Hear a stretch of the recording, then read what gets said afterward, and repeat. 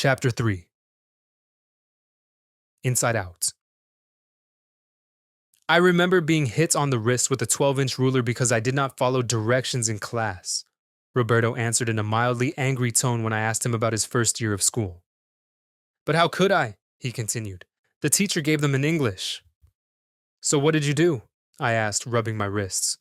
I always guessed what the teacher wanted me to do, and when she did not use the ruler on me, I knew I had guessed right, he responded. Some of the kids made fun of me when I tried to say something in English and got it wrong, he went on. I had to repeat first grade. I wish I had not asked him, but he was the only one in the family, including Papa and Mama, who had attended school. I walked away. I did not speak or understand English either, and I already felt anxious.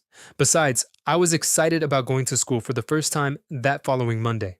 It was late January, and we had just returned a week before from Corcoran, where my family picked cotton. We settled in Tent City, a labor camp owned by Shihei Strawberry Farms, located about 10 miles east of Santa Maria. On our first day of school, Roberto and I got up early. I dressed in a pair of overalls, which I hated because they had suspenders, and a flannel checked shirt, which Mama had bought at the Goodwill store. As I put on my cap, Roberto reminded me that it was bad manners to wear a hat indoors. I thought of leaving it at home so that I would not make the mistake of forgetting to take it off in class, but I decided to wear it. Papa always wore a cap, and I did not feel completely dressed for school without it. On our way out to catch the school bus, Roberto and I said goodbye to Mama. Papa had already left to look for work, either chopping carrots or thinning lettuce. Mama stayed home to take care of Trampita and to rest because she was expecting another baby. When the school bus arrived, Roberto and I climbed in and sat together. I took the window seat and, on the way, watched endless rows of lettuce and cauliflower whiz by. The furrows that came up to the two-lane road looked like giant legs running alongside us. The bus made several stops to pick up kids, and with each stop, the noise inside got louder. Some kids were yelling at the top of their lungs. I did not know what they were saying. I was getting a headache. Roberto had his eyes closed and was frowning. I did not disturb him. I figured he was getting a headache too. By the time we got to Main Street School, the bus was packed. The bus driver parked in front of the red brick building and opened the door. We all poured out. Roberto, who had attended the school the year before, accompanied me to the main office, where we met the principal, Mr. Sims, a tall, red-headed man with bushy eyebrows and hairy hands. He patiently listened to Roberto, who, using the little English he knew, managed to enroll me in the first grade. Mr. Sims walked me to my classroom. I liked it as soon as I saw it because, unlike our tent, it had wooden floors, electric lights, and heat. It felt cozy. He introduced me to my teacher, Miss Scalapino, who smiled, repeating my name, Francisco. It was the only word I understood the whole time she and the principal talked. They repeated it each time they glanced at me. After he left, she showed me to my desk, which was at the end of the row of desks closest to the windows. There were no other kids in the room yet. I sat at my desk and ran my hand over its wooden top. It was full of scratches and dark, almost black ink spots.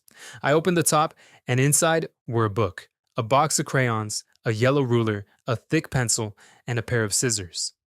To my left, under the windows, was a dark wooden counter the length of the room. On top of it, right next to my desk, was a caterpillar in a large jar. It looked just like the ones I had seen in the fields. It was yellowish green with black bands, and it moved very slowly without making any sound. I was about to put my hand in the jar to touch the caterpillar when the bell rang. All the kids lined up outside the classroom door and then walked in quietly and took their seats. Some of them looked at me and giggled. Embarrassed and nervous, I looked at the caterpillar in the jar.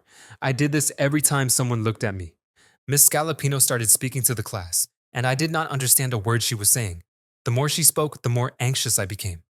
By the end of the day, I was very tired of hearing Miss Scalapino talk because the sounds made no sense to me. I thought that perhaps by paying close attention, I would begin to understand, but I did not. I only got a headache, and that night, when I went to bed, I heard her voice in my head. For days I got headaches from trying to listen, until I learned a way out. When my head began to hurt, I let my mind wander. Sometimes I imagined myself flying out of the classroom and over the fields where Papa worked and landing next to him and surprising him.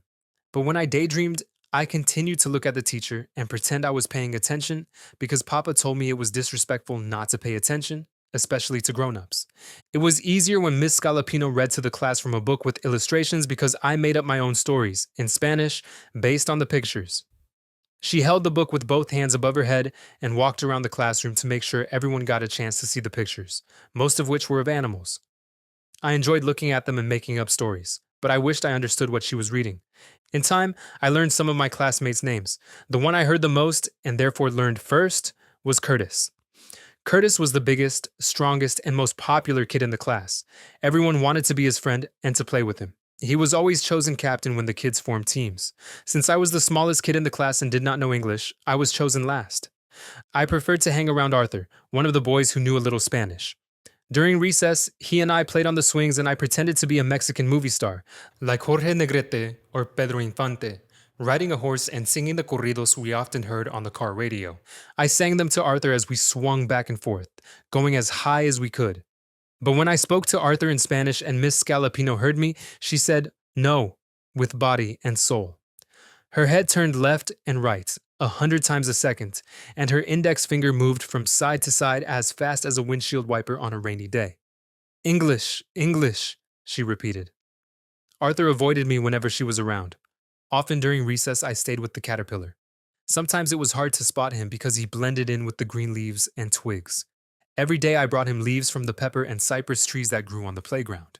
Just in front of the caterpillar, lying on top of the cabinet, was a picture book of caterpillars and butterflies. I went through it, page by page, studying all the pictures and running my fingers lightly over the caterpillars and the bright wings of the butterflies and the many patterns on them. I knew caterpillars turned into butterflies because Roberto had told me, but I wanted to know more. I was sure information was in the words written underneath each picture in large black letters. I tried to figure them out by looking at the pictures. I did this so many times that I could close my eyes and see the words, but I could not understand what they meant. My favorite time in school was when we did arts, which was every afternoon after the teacher had read to us. Since I did not understand Miss Scalapino when she explained the art lessons, she let me do whatever I wanted. I drew all kinds of animals, but mostly birds and butterflies. I sketched them in pencil and then colored them using every color in my crayon box. Miss Scalapino even tacked one of my drawings up on the board for everyone to see.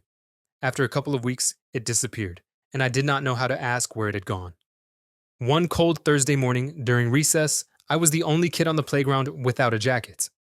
Mr. Sims must have noticed I was shivering because that afternoon, after school, he took me to his office and pulled out a green jacket from a large cardboard box that was full of used clothes and toys. He handed it to me and gestured for me to try it on. It smelled like graham crackers. I put it on, but it was too big, so he rolled up the sleeves about 2 inches to make it fit. I took it home and showed it off to my parents. They smiled. I liked it because it was green and it hid my suspenders. The next day, I was on the playground wearing my new jacket and waiting for the first bell to ring when I saw Curtis coming at me like an angry bull. Aiming his head directly at me and pulling his arms straight back with his hands clenched, he stomped up to me and started yelling. I did not understand him, but I knew it had something to do with the jacket because he began to pull on it, trying to take it off me. The next thing I knew, he and I were on the ground wrestling. Kids circled us. I could hear them yelling Curtis's name and something else. I knew I had no chance, but I stubbornly held onto my jacket. He pulled on one of the sleeves so hard that it ripped at the shoulder. He pulled on the right pockets, and it ripped. Then Miss Scalapino's face appeared above.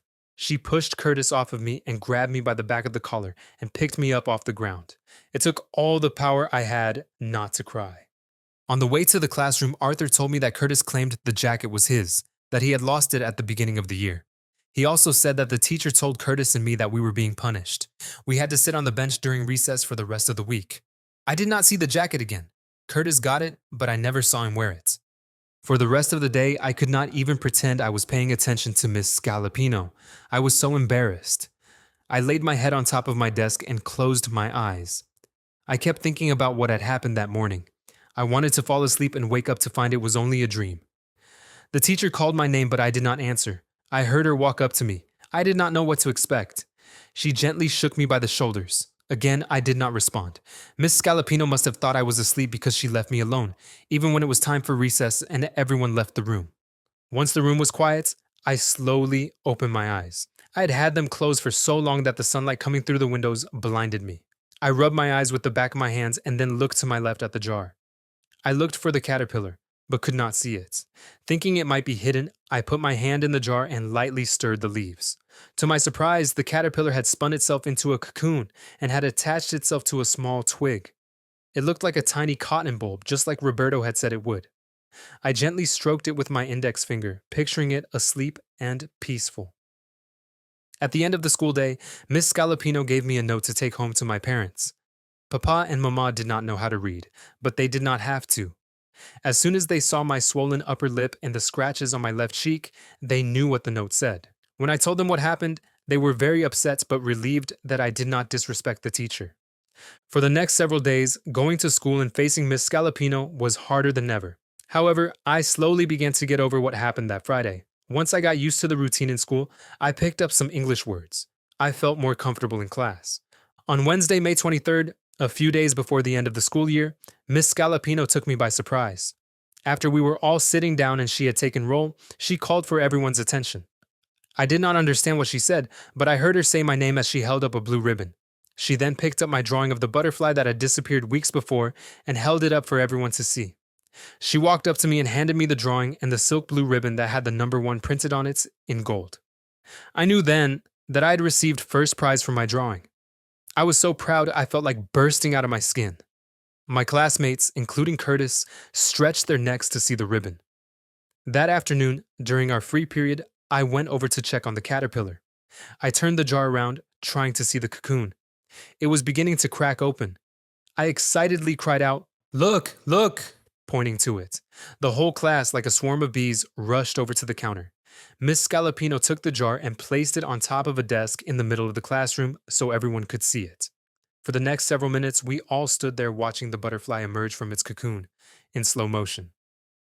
At the end of the day, just before the last bell, Miss Scalapino picked up the jar and took the class outside to the playground. She placed the jar on the ground and we all circled around her. I had a hard time seeing over the other kids, so Miss Scalapino called me and motioned for me to open the jar. I broke through the circle, knelt on the ground, and unscrewed the top. Like magic, the butterfly flew into the air, fluttering its wings up and down. After school, I waited in line for my bus in front of the playground. I proudly carried the blue ribbon in my right hand and the drawing in the other. Arthur and Curtis came up and stood behind me to wait for their bus. Curtis motioned for me to show him the drawing again. I held it up so he could see it. "He really likes it, Francisco," Arthur said to me in Spanish. "¿Cómo se dice es tuyo en inglés?" I asked. "It's yours," answered Arthur. "It's yours," I repeated, handing the drawing to Curtis.